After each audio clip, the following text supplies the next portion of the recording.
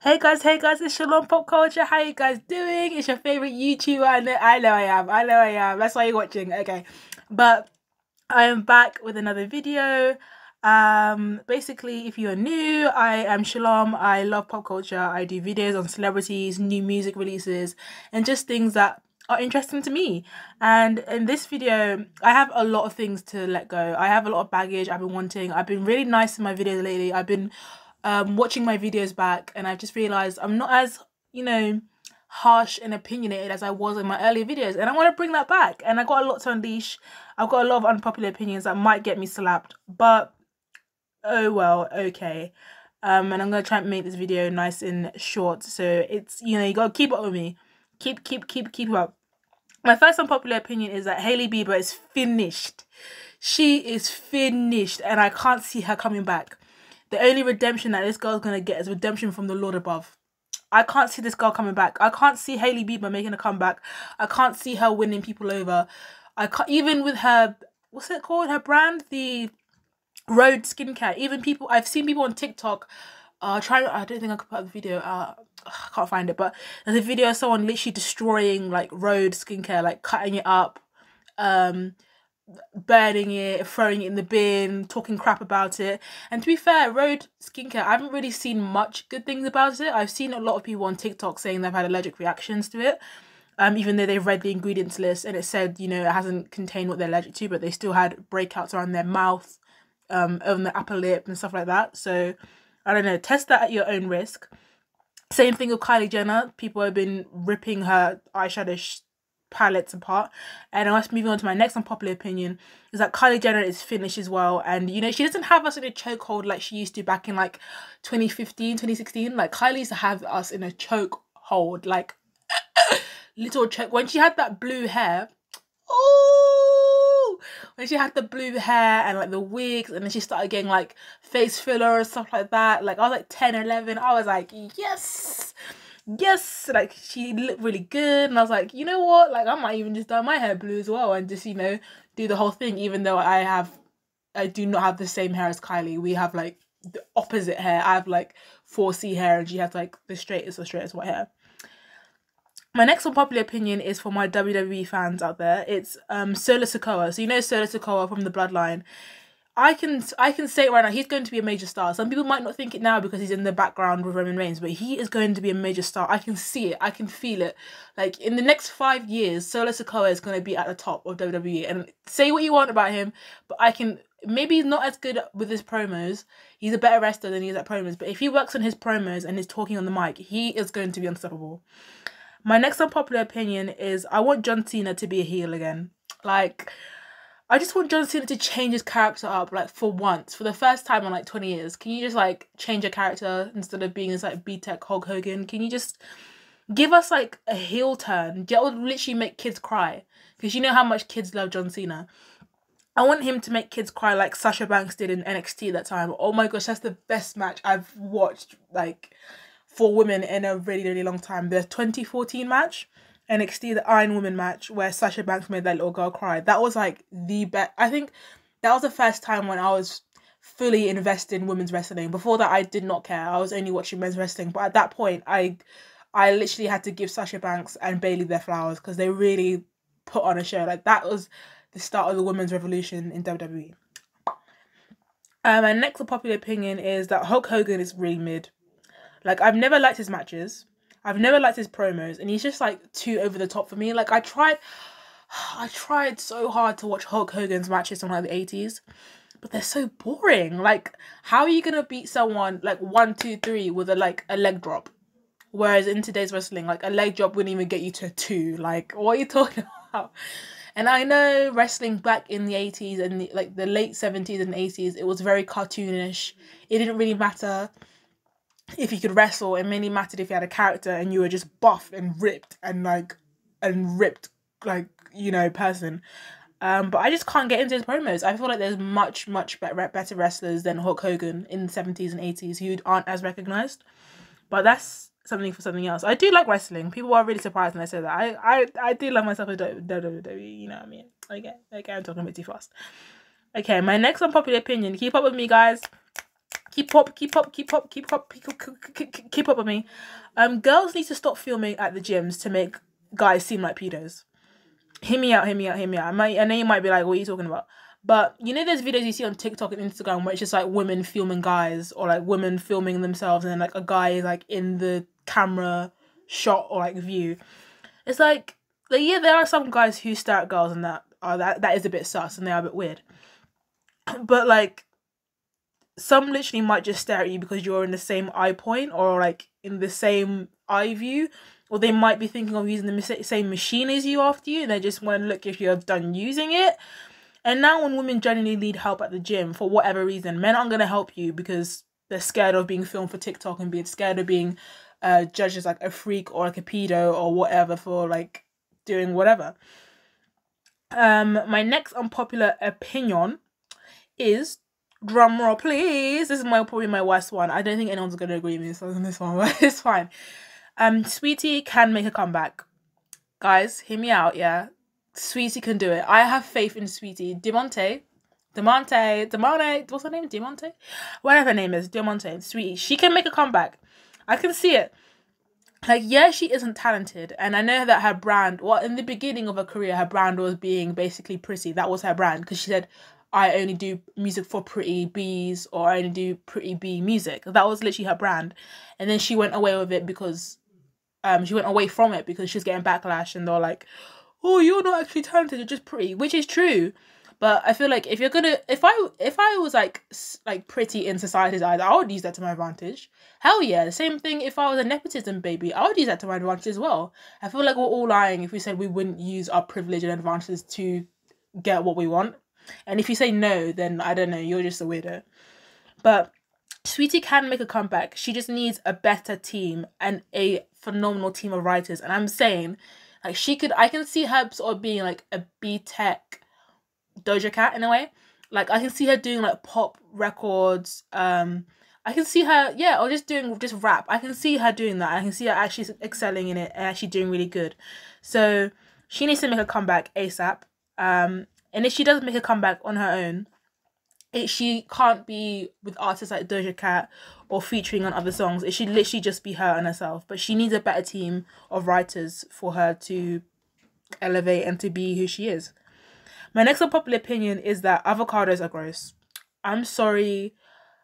If you eat an avocado by itself, especially, like, you know how healthy people, like people who are like gym rats and healthy, they like cut an avocado in half and they just eat it with a spoon. I'm like, I will side eye you so hard. Like side eye, bombastic side eye. Like the texture is just off. The taste is just bland, it's off. Even when you put salt in it, like, the texture, the mushiness, even when, like, I've tried it on its own, I've tried it on bread, I've tried it on no. It's just a no for me. My taste buds are just, no, it's a no for me. It's not good. And like so many people like avocado, I'm like, is it just because it's healthy? Because if it wasn't healthy, like, you know what I mean? Would you be eating it the same way? Would you be like riding for it so hard? My next unpopular opinion is that Chloe Bailey's music is meh. It's meh. Like, meh. Like, I did like Pray It Away, but to be honest, after I did the review, I haven't really played it ever since. Like, the replay value, there's no replay value to her songs apart from Have Mercy and Surprise. And I feel like Chloe Bailey, she doesn't know who she is as an artist. She doesn't know, like, I don't know what she's bringing to the table. And after all the backlash she got from collaborating with Chris Brown, like, if you are going to collaborate with Chris Brown in the 21st century, that song needs to be phenomenal. And it needs to go platinum or something to shut everyone up. Because you cannot be doing songs with Chris Brown and you get backlash and then they flock. Because people will be like, ha, like, Louise told you so. So if you do a song with Chris Brown, it needs to do well. Point blank, period. And even with Chris Brown, even with her team being a really good team and the promotion, it's still, like, it's not it. And I feel like her I don't know if she knows her fan base enough or well enough. It's just, even her music videos, they just seem a bit forced. They don't seem like who is Chloe Bailey? Like, I want to know, like, who she is as an artist, and I don't know that quite yet. But obviously she is still young. She's only a couple years older than me, to be fair. So she's still young and she's still experimenting, but she's just trying too hard to be a young Beyonce. and I don't know who she is. Like, what makes Chloe Bailey different from everyone else? What makes Chloe Bailey different from all the other R&B pop I don't know. I don't know. That's yeah. So music is like meh. You know what I mean? And my next unpopular opinion. Okay, guys, I'm gonna actually get like beaten up for this. This is why I didn't show my face, because I know I'm gonna get teared to shreds for this one. So SOS by SZA was like a phenomenal album. It is one of my favorite albums of all time, in my opinion. I feel like it was definitely worth the wait. Although I had to wait like 5-6 years, it was worth the wait. Okay, guys. And like, I hold that album to a very high standard. Like, if you like, there's not many albums. I think like SOS is at the top, and then 21st Century Blues by Ray. Oh my gosh, that album is so good. Go listen to it right now. It's so good. I'm literally giving her free promotion for what, like, but yeah. 21st Century Blues is just under SOS, and then like any other album is under 21st Century Blues, because I haven't found an album that's better than those two. But my unpopular opinion is SOS was the best album of the year. I do not care what anyone says, and it was better than Renaissance by Beyonce. I said what I said. Like, fight me, hit me in the comments. I don't care. It was better than Renaissance by Beyonce. SOS is just coherent. It flows better. Like, it's just so good. Her storytelling, everything is just on point. And like her vocals, everything is just on point. You know, as soon as I heard the album, I fell in love with SOS. As soon as I heard it, I was hooked. Whereas Renaissance, when I first listened to it, like the transitions are like okay.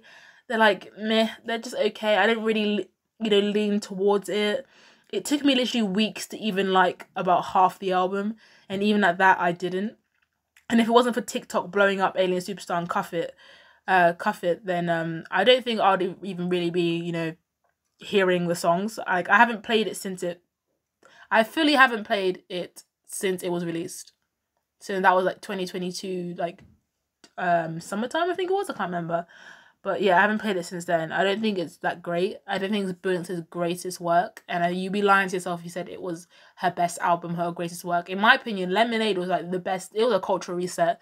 Lemonade was the best album that I think, or one of the best albums Beyonce's ever done. So just saying, just putting that out there. Renaissance isn't really the best. I said what I said. SOS is better.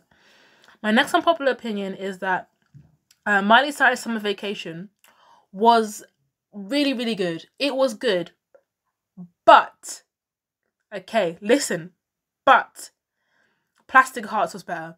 And if you don't know what Plastic Hearts is, go do your research. If you don't know what Plastic Hearts is, go pause the video. Obviously, I want you to finish watching this video because, like, you know, but pause the video. Go onto YouTube, Spotify, Apple Music, whatever your platform of music to listen to is, or whatever, and go and listen to Plastic Hearts. That was like one of the best albums of when did it come out? In 2020, I think it was 2019. That was like, I held that to such a high standard. Miley's vocals were phenomenal. Her makeup looks were phenomenal. Her storytelling was phenomenal. She just literally had a divorce from Liam Hemsworth. So when I found that out, I was like, the music is gonna be hitting. The music is gonna be hitting, and it was. And surprisingly, most people don't even know that Plastic Hearts was a thing. They just think, they only know of End of Summer Vacation now. They think that's the only album Miley's released in the past, like, however many years. No one knows about Plastic Hearts, which is really concerning, because that is a phenomenal album. I can't express how good that album is. Like, listen to it from start to finish and don't skip any songs, because I know some of you might skip. Okay. My next unpopular opinion is 21st Century Blues by Ray is better than End of Summer Vacation. Okay, I know, don't beat me up. Please don't beat me up, okay, I know. But hear me out. Like, End of Summer Vacation was good. It was very good. But, like, some songs I was just like, they're just there for filler, in a way. I was just like, eh. There were obviously one or two songs I really did like, but some of them I was just like, I wasn't really like frothing for. But at the same time, yeah. So 21st Century by Ray is really good. Like, I rate that album really high. Like, if you haven't listened to it yet, listen to it right now. I also did a review on it, so I'll link that below. And I'll link below the review I did on Chloe Bailey's Pray It Away song as well, so you can watch those at the end. My next unpopular opinion is to stop paying fitness instructors